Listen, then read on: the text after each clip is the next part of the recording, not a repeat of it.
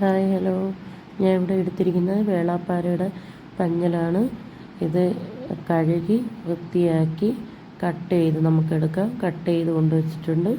അതിനുശേഷം അത് റോസ്റ്റ് ചെയ്യാനാണ് ഞാൻ എടുക്കുന്നത്. മഞ്ഞൾപ്പൊടി, മുളക് പൊടി, ഉപ്പ്, കുരുമുളക് പൊടി, മല്ലിപ്പൊടി, കറിവേപ്പില, ഇത് ഇത്രയും കൂടെ ഇട്ട് നന്നായിട്ട് ഇളക്കിയെടുക്കണം. ഇളക്കിയെടുത്ത് നമുക്ക് റോസ്റ്റ് ചെയ്യാം. ഇതിപ്പം ഞാൻ കുറച്ച് സമയം റെസ്റ്റ് ചെയ്യാൻ വെക്കുന്നില്ല. ഇപ്പോൾ തന്നെ ഞാൻ റോസ്റ്റ് ചെയ്യാൻ പോവുകയാണ്. അതിന് വേണ്ടിയിട്ടാണ് ഞാൻ ഇളക്കി നന്നായിട്ട് വെച്ചിട്ടുണ്ട്. അതിനുശേഷം ഒരു പാൻ അടുപ്പത്തേക്ക് വയ്ക്കുക. പാൻ അടുപ്പത്ത് വെച്ചതിന് ശേഷം അത് ചൂടായി വരുമ്പോൾ കുറച്ച് വെളിച്ചെണ്ണ ഒഴിച്ച് ഈ എടുത്തു വച്ചിരിക്കുന്ന സാധനം നമുക്ക് അതിലേക്ക് ഫുള്ളായിട്ട് ഇട്ട് കൊടുക്കാം. കുറച്ച് എണ്ണ ഇടണമെന്നില്ല, അത് ഫുള്ളായിട്ട് അതിലേക്ക് ഇട്ട് കൊടുക്കുക. അതിലോട്ട് ഇട്ട് കൊടുത്തതിന് ശേഷം നന്നായിട്ടൊന്ന് ഇളക്കണം. ആ എണ്ണയിൽ കംപ്ലീറ്റ് ഒന്ന് വഴലാൻ വേണ്ടിയിട്ട് അത് കംപ്ലീറ്റ് ഒന്ന് ഇളക്കിയതിന് ശേഷം അത് നമുക്ക് അടച്ച് വെച്ച് കുക്ക് ചെയ്യാം. അടച്ച് വെച്ച് കുക്ക് ചെയ്യുമ്പോഴത്തേക്ക് അതിനകത്തുള്ള വെള്ളം കംപ്ലീറ്റ് ഇറങ്ങും.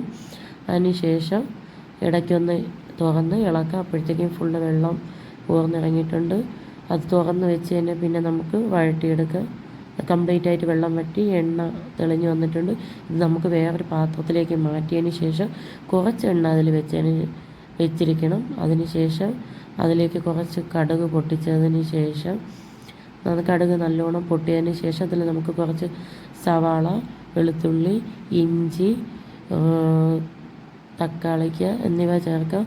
ഞാൻ ഇതിൽ പച്ചമുളക് ചേർക്കുന്നില്ല.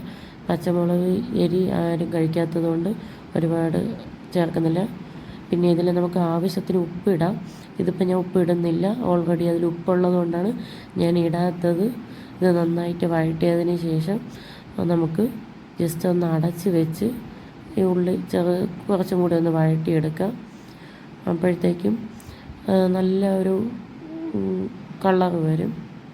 അടച്ച് വെച്ച് കുറച്ച് സമയം നന്നായിട്ട് വഴണ്ടിട്ടുണ്ട്, നല്ല കളറിലിരിപ്പുണ്ട്. അതിന് ശേഷം നമുക്ക് ബാക്കി ഉള്ളി വേകാൻ വേണ്ടിയിട്ട് ഈ വഴറ്റി വെച്ചിരിക്കുന്ന മറ്റൊരു പാത്രത്തിലേക്ക് മാറ്റി വെച്ചിരിക്കുന്ന കൂട്ട് ഇതിലേക്ക് തട്ടി നമുക്ക് നന്നായിട്ട് ഇളക്കി കൊടുക്കാം. നന്നായിട്ട് ഇളക്കിക്കൊണ്ടിരിക്കുമ്പോൾ അതിനകത്തുള്ള നേരത്തെ ഉണ്ടായിരുന്ന വെള്ളവും സവാളയുടെ വെള്ളമൊക്കെ വറ്റിയിട്ട് നല്ല ഒഴിച്ചിരിക്കുന്ന ആ എണ്ണ നമുക്ക് പുറമേ തെളിഞ്ഞ് കാണാൻ പറ്റും. അപ്പോഴത്തേക്കും നന്നായിട്ട് കുക്കായെന്നാണ്. ഇതിപ്പം നല്ലോണം തെളിഞ്ഞ് വന്നിട്ടുണ്ട് എണ്ണ. അതിന് ശേഷം നമുക്കിത് സെർവിങ് ഡിഷിലേക്ക് മാറ്റാം. ചോറിൻ്റെ കൂടെയും ചപ്പാത്തിയുടെ കൂടെയൊക്കെ കഴിക്കാൻ നല്ലതാണ്.